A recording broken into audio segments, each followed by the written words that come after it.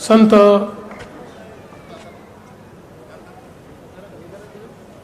सर्वप्रथम मी श्री संत वामनभाऊ महाराज यांच्या चरणी नतमस्तक होतो आणि आज हा एक अमृत योग आहे की गहिनीनाथ गडाची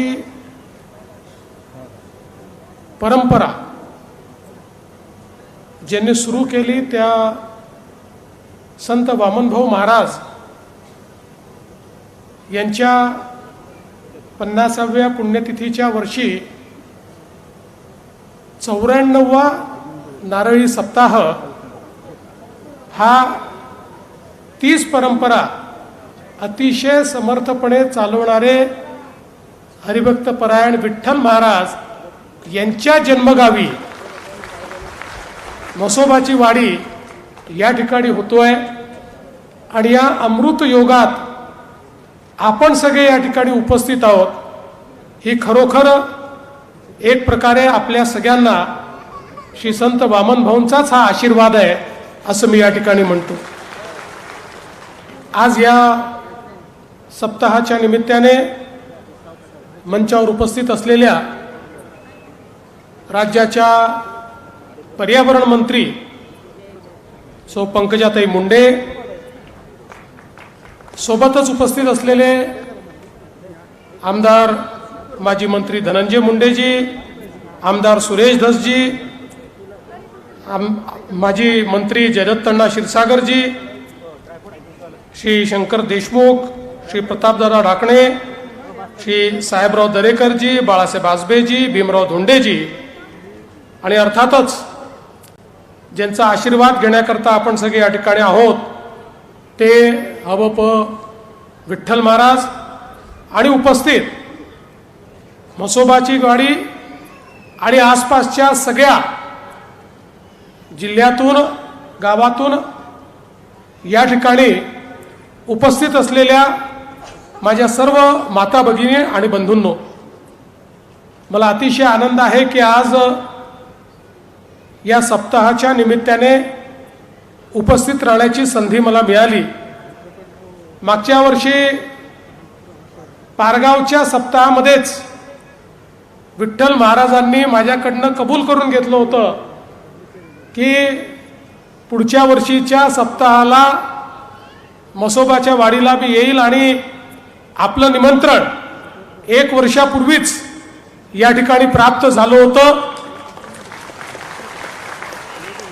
आणि आज मला अतिशय आनंद आहे कारण आपल्या सगळ्यांना याची कल्पना आहे की श्री संत वामनभाऊ महाराज नाथ संप्रदायाचं एक विलक्षण अशा प्रकारचं हे नेतृत्व होतं, एक विलक्षण अशा प्रकारची आध्यात्मिक शक्ती होती की ज्यांच्या अतिशय सामान्य राहणी पण कर्तृत्व मात्र हे प्रचंड मोठं होतं। कित्येक लोकांचं जीवन सुधारण्याचं काम त्यांनी केलं आणि समाजातला अंधविश्वास दूर करत समाज सश्रद्ध झाला पाहिजे, श्रद्धावान समाज झाला पाहिजे याकरता त्यांनी केलेलं कार्य, समाज सात्विक असला पाहिजे याकरता त्यांनी केलेलं कार्य आणि विशेषतः जे मार्ग भटकलेले लोक आहेत त्यांना मार्गावर आणण्याचं जे काम श्री संत वामनभाऊ महाराजांनी केलं, मला असं वाटतं की ते अत्यंत महत्त्वाचं आहे। आणि नाथ संप्रदाय जो आपल्याला कल्पना आहे की आपल्या वारकरी विचाराचा, वारकरी संप्रदायाचा एक प्रकारे उगम आपण मानतो आणि विशेषतः गहिनीनाथ महाराज हे एक अशा पद्धतीचं देवतुल्य व्यक्तिमत्व या नवनाथांमध्ये होऊन गेलं की ज्यांनी या संप्रदायाचा एक मोठा विस्तार केला आणि त्यांचाच विचार आणि तीच गादी श्री संत वामनभाऊ महाराजांनी सातत्याने आपल्याला आशीर्वाद देत पुढे नेली आणि आज तोच वसा आणि तोच वारसा आपले हबप विठ्ठल महाराज या ठिकाणी चालवत आहेत. म्हणून मी ज्यावेळी गैनीनाथ गडावर गेलो आणि असं मनापासून वाटलं की या गडावर आलं पाहिजे, इथल्या सप्ताहाला गेलं पाहिजे. कारण ज्या प्रकारचा भक्तिभाव पाहायला मिळतो इथे कुठले आडंबर नाही आहे. इथे कोणीही आम्ही जरी मुख्यमंत्री किंवा मंत्री म्हणून आलो असलो तरी देखील आम्ही कोणी पदामुळे या ठिकाणी आलेलो नाही, तर गडाचे भक्त म्हणून, गडाचे या ठिकाणी अनुयायी म्हणून या ठिकाणी आलो. आणि विठ्ठल महाराजही जे प्रेम मुख्यमंत्र्याला देतात तेच गडातल्या साध्या अनुयायाला देखील देतात. त्यामुळे हा गड महत्वाचा आहे. इथे कोणी मोठं नाहीये, कोणी लहान नाहीये, सगळे हे एका विचाराने प्रेरित होऊन एका आध्यात्मिक शक्तीचं अनुष्ठान मांडणारे अशा सगळ्या प्रकारचे भाविक आहेत. आपण बघा 94वा सप्ताह आपण साजरा करतोय आणि मी ज्यावेळेस यादी बघितली 2039 सालापर्यंतचे सप्ताह बुक झालेले आहेत. वेगवेगळ्या गावांनी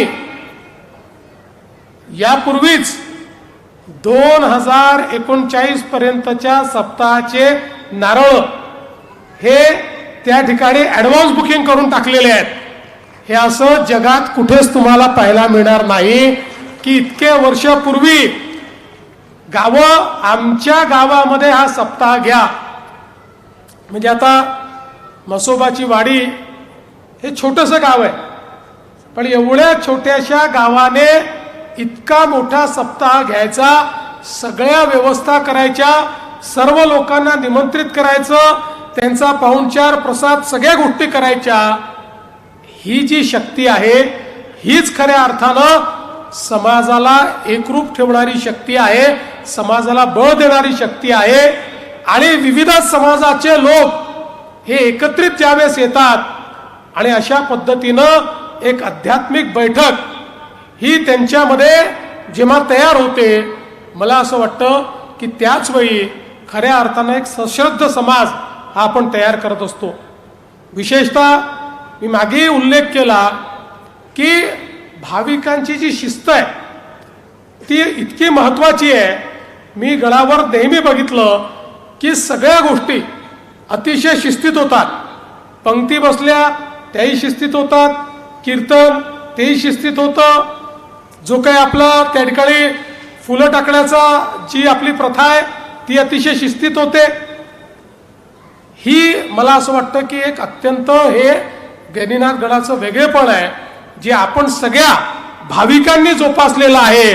आणि विठ्ठल महाराजांनी इथनं एक आदेश केला तर त्याप्रमाणे आपण सगळे योग्य पद्धतीनं हे कामकाज चाललं पाहिजे असा जो प्रयत्न करता, मला वाटतं हे खूप महत्वाचं आहे. आमचा वारकरी संप्रदाय, आमची वारकरी परंपरा ही अत्यंत महत्वाची परंपरा आहे. आपण बघा 800, 900, 1000 वर्ष इतकी आक्रमण झाली, पण या कुठल्याही आक्रमणामध्ये आमचा वारकरी संप्रदाय कधी थांबला नाही. आमची पावलं ही पंढरीकडे कितीही अडचणी येऊ तरी ती वळतातच, ती पंढरीला जातातच. आणि हेही किती आश्चर्य आहे बघा की पंढरपूरमध्ये गेल्यानंतर विठ्ठलाचं दर्शन हे बोटावर मोजण्या इतक्या लोकांना प्राप्त होतं. काही लोकांना मुखदर्शन प्राप्त होतं, पण लाखो लाखो भाविक असे आहेत की जे केवळ कळस दर्शन करून त्या ठिकाणून जातात, पण तरी देखील दरवर्षी कळस दर्शनाकरता आमची पावलं पंढरपूरकडे वळतात, म्हणजे वळतातच.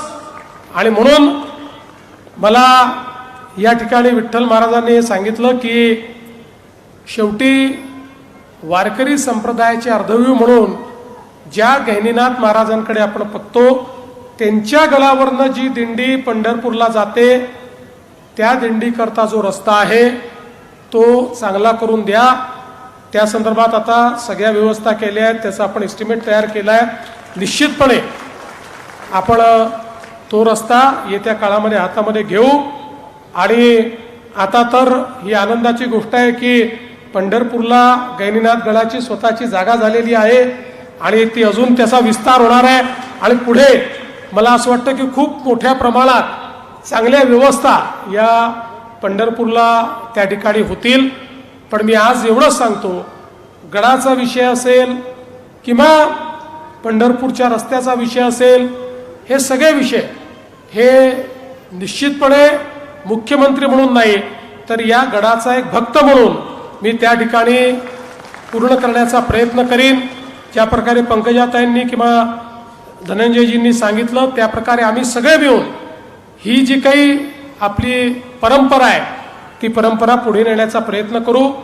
आज मी पुन्हा एकदा या ठिकाणी विठ्ठल महाराजांचे मनापासून आभार मानतो आणि त्यासोबत म्हसोबाची वाडी या गावातल्या गावकऱ्यांचे आभार मानतो की त्यांनी नुसतं निमंत्रण दिलं नाही तर आग्रह केला की तुम्ही आलं पाहिजे. आणि म्हणून आपल्या सगळे आले होते मला भेटायला आणि म्हणून आपल्या सगळ्या भक्तांचं दर्शन हे घेण्याची संधी देखील या निमित्ताने मिळाली. आपल्यालाही सगळ्यांना मनापासून मी प्रणाम करतो. आणि या ठिकाणी आमच्या सुरेश भाऊंनी काही एका रस्त्याची मागणी केली आहे, ती पण सुरेश भाऊ आपण निश्चितपणे पूर्ण करू हे आपल्याला या निमित्ताने सांगतो आणि माझं बोलणं संपवतो. धन्यवाद. या ठिकाणी वामनभाऊ महाराजांना नतमस्तक होतो.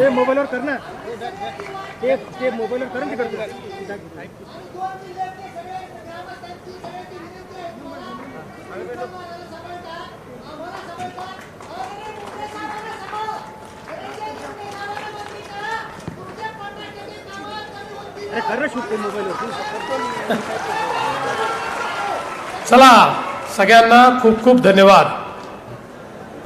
पारगाव ग्रामस्थ आपल्याला एक